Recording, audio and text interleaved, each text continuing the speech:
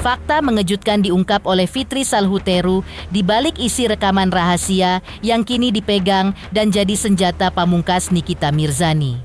Fitri mengaku ada pemain di balik pemilik asli rekaman tersebut yang kemudian dipercaya secara mentah-mentah oleh Nikita Mirzani. Sebab diakui Fitri, rekaman tersebut dibuat sebagai modus dalam melakukan pemerasan di antara para pemain skinker. Yang mengejutkan adalah rekaman tersebut pernah ditawarkan kepada Fitri sebelumnya. Namun ia menolaknya.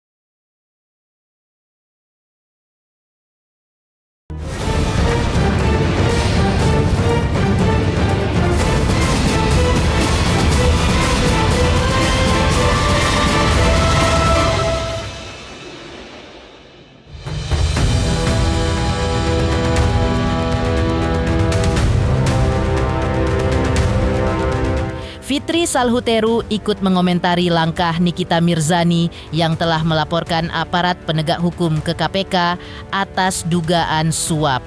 Menurut Fitri, langkah Nikita Mirzani tersebut dibareng dengan tuduhan melakukan dugaan suap. Bukanlah pertama kalinya ia lakukan. Fitri mengungkap bahwa langkah Nikita tersebut juga pernah ia lakukan dalam kasus yang menjerat dirinya sebelumnya. Fitri menduga langkah Nikita Mirzani tersebut merupakan strategi yang bagus, namun perlu dibuktikan. Karena menurut dugaannya, sosok informan Nikita yang melaporkan adanya dugaan suap aparat penegak hukum tersebut, diduga Fitri Salhuteru merupakan orang yang juga bermasalah. Karena sebelumnya, Fitri pun pernah ditawari sang informan Nikita tersebut lalu meminta imbalan ke Dr. Reza, namun ia menolaknya. Jadi, Fitri bahkan belak-belakan mengungkap bahwa modus atau pola seperti ini dilakukan oleh para pemain skinker. Ya kalau terdakwa kan emang selalu berkasus, selalu itu tuduhannya kepada aparat kan. Ingat gak pada saat dulu dia berkasus di Serang, ya tuduhannya itu juga kan. Sama, jadi kalau saya melihat upaya-upaya terdakwa untuk membela diri yang menurut saya juga harusnya nggak begini ya. Ya saya udah bisa tebak lah gimana nanti kan kalau terdakwa, karena ini bukan pertama kali ya terjadi kalau dia menuduh aparat seperti itu. Kak Fitri melihat bahwa itu strateginya dia ya? Strategi. Tapi bagus ya, ini bagus agar bisa dibuktikan karena dugaan saya apa yang diterima, laporan yang diterima sama tim terdakwa ini dari salah satu oknum, bukan oknum ya, dari salah satu yang terinspirasi juga dari ulah-ulah pemerasan di dunia maya ini. Karena ada satu orang memang sebelum ini tersebar itu dia menawarkan dulu ke saya dengan meminta imbalan ke Dr. Reza. Gitu. Nah, ternyata setelah saya cross check ke para owner skincare, modusnya memang seperti itu. Nanti beli skincare-nya, terus nanti dia WA, oh muka saya nih breakout nih, nggak cocok nih sama skincare kamu, minta untuk berobat lah, apa-apa, kalau nggak mereka dia mau speak up. Ya polanya sama sebetulnya, tapi sangat disayangkan kenapa kalau memang benar ya, ini kalau memang benar informasinya ini dari salah satu netizen ini diterima mentah-mentah oleh pihak terdakwa, harusnya cek dulu ini orang siapa sih yang kasih informasi, apakah dia memang benar orangnya, apakah track record juga benar. Ternyata kan begitu di spill di dunia maya memang ini orang banyak masalah kan yang kasih informasi ke terdakwa ini. itu banyak dicari orang juga, katanya sih infonya suka nipu orang juga. Ya memang mungkin pekerjaan di dunia maya ini macam-macam ya. Salah satunya mungkin dipakai juga untuk yang kasih informasi ke terdakwa ini sebagai pekerjaan. Musuh dalam selimut. Saya dia bukan musuh dalam selimut saya, dia musuh saya terang-terangan. Nggak ada musuh dalam selimut. Nggak ada. Ketawa. Ngapain sih musuh dalam selimut? Orang dia ngajak perang saya melulu. Saya nggak ada musuh dalam selimut. Dia mengajak musuhan sama saya secara terang-terangan, dia duluan ya. Dia duluan secara terang-terangan ngajak war. Ya sudah, kemarin kan saya diem, sekarang nggak bisa, saya lawan. Saya siap war sampai nyawa di kandung badan ya. Kalau dia ngedoktrin saya siap terus membela harkat, martabat, harga diri saya. Fitri Salhuteru juga menanggapi rekaman rahasia yang selalu dibahas Nikita Mirzani dan disebut-sebut mirip dengan suara ibunda dari Fitri Salhuteru. Fitri membantah dengan tegas bahwa suara dalam rekaman tersebut bukan suara ibunda Fitri Salhuteru. Menurut Fitri, rekaman itu sudah dikirim ke Fitri Salhuteru sejak bulan Juli sambil mengancam Dr. Reza Gledis. Namun, respon Fitri ketika itu adalah tidak mempedulikannya alias diabaikan. Fitri juga merasa yakin bahwa rekaman tersebut dibuat untuk menakut-nakuti guna meminta imbalan uang dari Dr. Reza Gledis. Akan tetap, skala peras dari penyebar rekaman menurut Fitri adalah kelas-kelas copet sosmed dibandingkan skala yang diduga dilakukan Nikita Mirzani dan kawan-kawannya.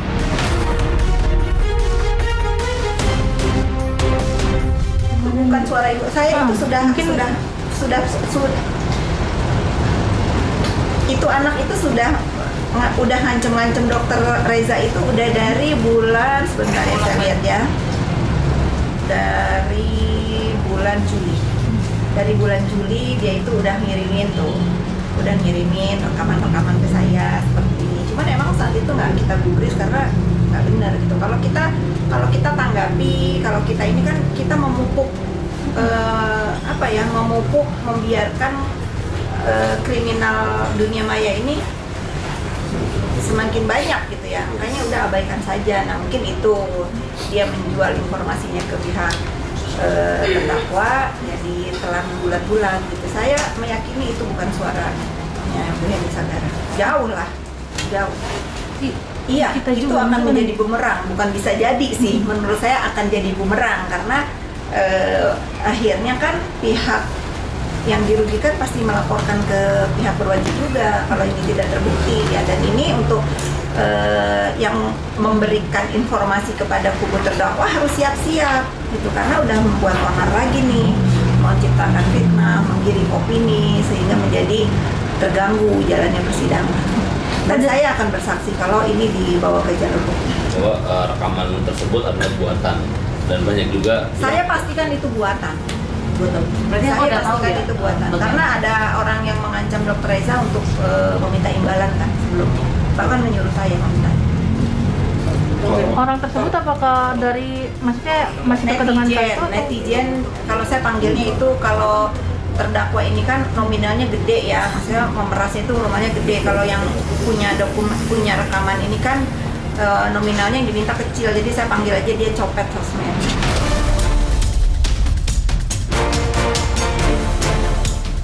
Terkait kisruhnya persidangan Nikita terbaru, Fitri Salhuteru menilai bahwa apa yang dilakukan Nikita Mirzani diduga merupakan pola yang biasa ia lakukan ketika terjerat masalah hukum. Bahkan aksi Nikita Mirzani membuat kisruh di persidangan dinilai Fitri Salhuteru sebagai tabiat Nikita Mirzani. Fitri Salhuteru menduga bahwa kisruh dilakukan Nikita di persidangan karena ia ingin diperhatikan. Fitri di satu pihak sepakat dengan pernyataan advokat senior Hotman Paris Hutapea agar tetap fokus pada materi persidangan. Terkait pernyataan soal uang yang diduga diberikan untuk menutupi kejahatan, menurut Fitri Salhuteru dalam transaksi antara Nikita dengan Reza Gledis tidak ada tindak kejahatan dalam produk-produknya. Menurut Fitri, Dr. Reza Gledis memberikan uang 4 miliar rupiah itu karena takut nama baiknya dicemarkan terus-menerus oleh Nikita Mirzani. Terdakwa kah Emang atau tabiat, seperti ya. apakah? Kalau saya melihatnya emang tabiat dan polanya terdakwa ini ingin diperhatikan ya sama. Jadi sangat disayangkan juga, betul kata Bang Hotman Paris kan, fokus saja kepada materi persidangan gitu, itu benar sarannya. Lalu Bang Hotman juga kan hari ini memberikan statement nih berimbang ya, bagus juga. Kenapa katanya kalau misalnya dia memberikan sejumlah uang untuk menutupi kejahatan katanya kan. Faktanya kan nggak ada yang jahat di sini. Faktanya kan produknya Dr. Reza nggak ada yang bermasalah, nggak ada yang ditarik ke BPOM, nggak ada yang hanya produk yang dipakai untuk treatment di salonnya memang yang bermasalah. Tapi kan itu sudah dijawab ya, bukan satu kejahatan. Jadi menurut aku ini Bang Hotman mohon izin karena saya ada di sana, ya tidak ada pemberian uang dari Dr. Reza itu untuk menutupi kejahatan. Yang ada dia memberikan uang itu karena takut dicemarkan, dirusak kredibilitasnya sebagai seorang dokter. Ancamannya itu.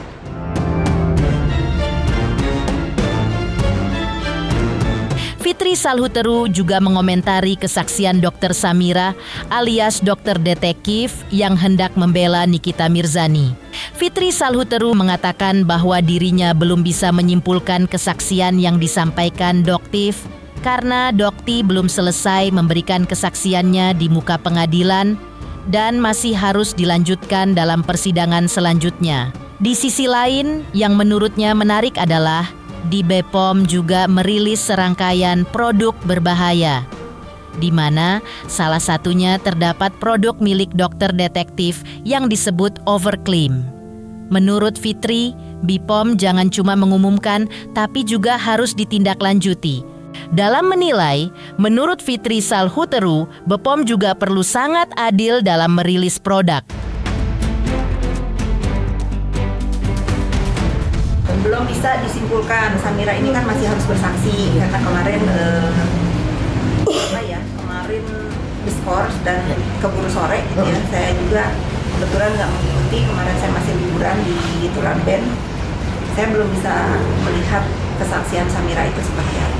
Tapi yang menarik kan pada hari yang sama, pada dia bersaksi juga, BPOM mengeluarkan statement kalau skincare dia itu bermasalah. Ya, ditarik dari peredaran dengan deskripsinya apa? Simpelnya overclaim gitu kan. Nah, ini bagus ya. Saya menilai BPOM ini sangat fair karena sebelumnya pada saat 2 minggu lalu juga kan ada mengeluarkan brand-brand skincare walaupun itu bukan brandnya Dr. Reza, tetapi itu yang dipermasalahkan oleh terdakwa. Nah, iya, harusnya BPOM jangan berhenti di sini ya. Gitu. Saya juga akhirnya mau nggak mau mengamati ya langkah BPOM ini seperti apa sih. Jangan cuma diumumkan terus tindak lanjutnya apa nih gitu ya, harus adil juga ya. Mengejutkan, Fitri Salhuteru ungkap fakta di balik rekaman yang disebut-sebut Nikita beredar di sosial media. Lantas, seperti apa pula peringatan Dr. Samira atau Doktif terhadap Fitri Salhuteru dan Reza Gledis? Selamat untuk Intens Investigasi karena sudah mencapai 3 juta subscribers di YouTube. Sukses selalu dan all the best.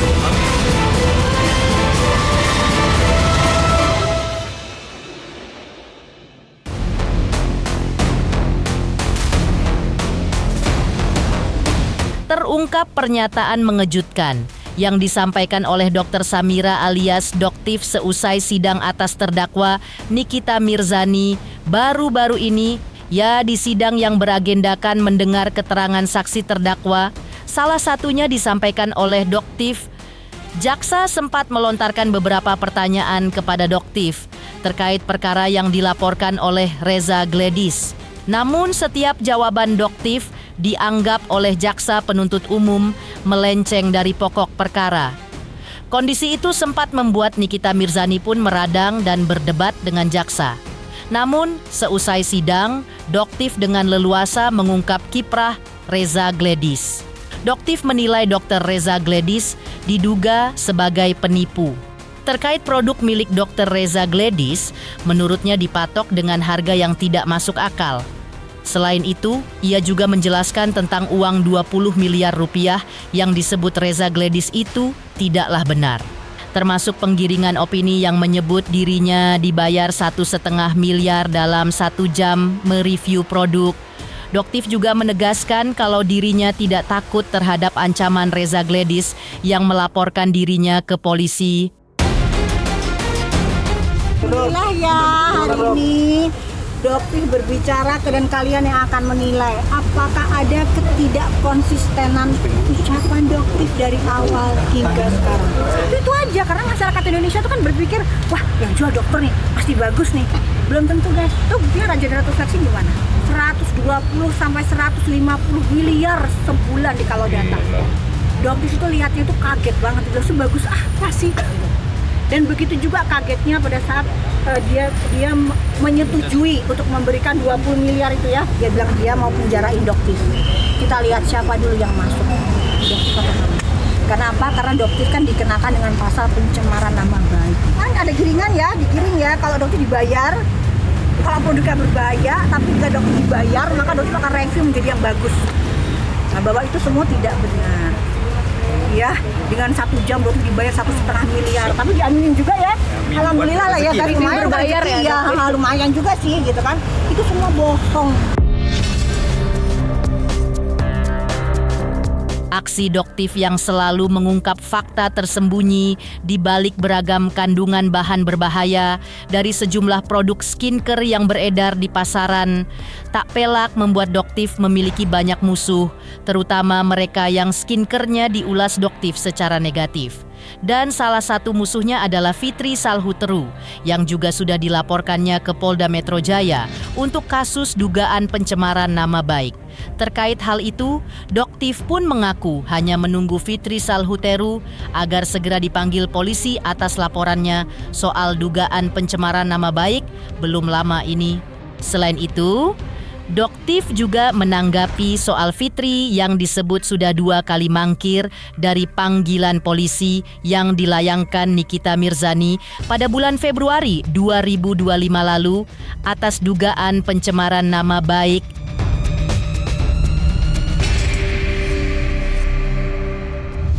Kita belum dapat update, belum dapat panggilan untuk pemberian klarifikasi.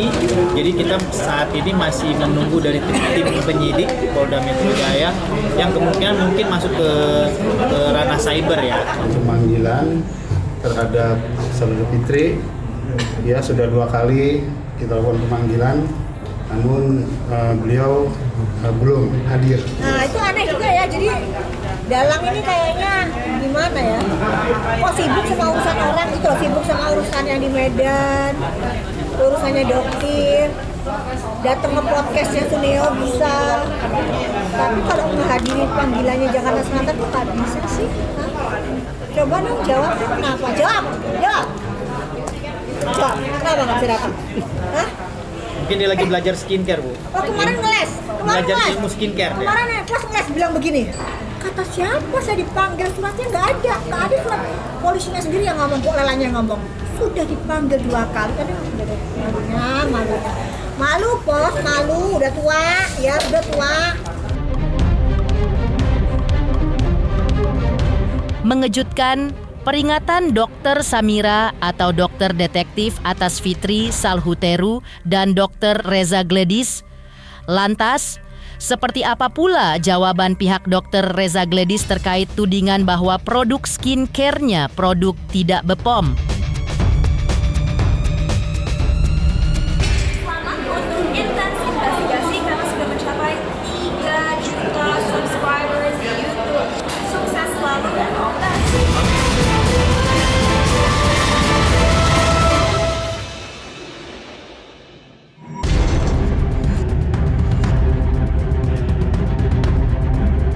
Terkait prahara hukum Nikita Mirzani versus Dr. Reza Gledis, Kuasa hukum Reza Gladys sebelumnya menjawab soal produk kliennya yang dituding Nikita Mirzani tidak berizin BPOM. Menurutnya, kuasa hukum Dr. Reza Gladys, dalam memproduksi produk kecantikannya, Dr. Reza Gladys selalu melakukannya sesuai aturan atau regulasi pemerintah yang ada. Di sisi lain, Yulianus juga menyebutkan bahwa produk yang Nikita bawa dalam persidangan sebelumnya itu tidak ada hubungannya dengan pokok perkara yang didakwakan jaksa kepada Nikita Mirzani.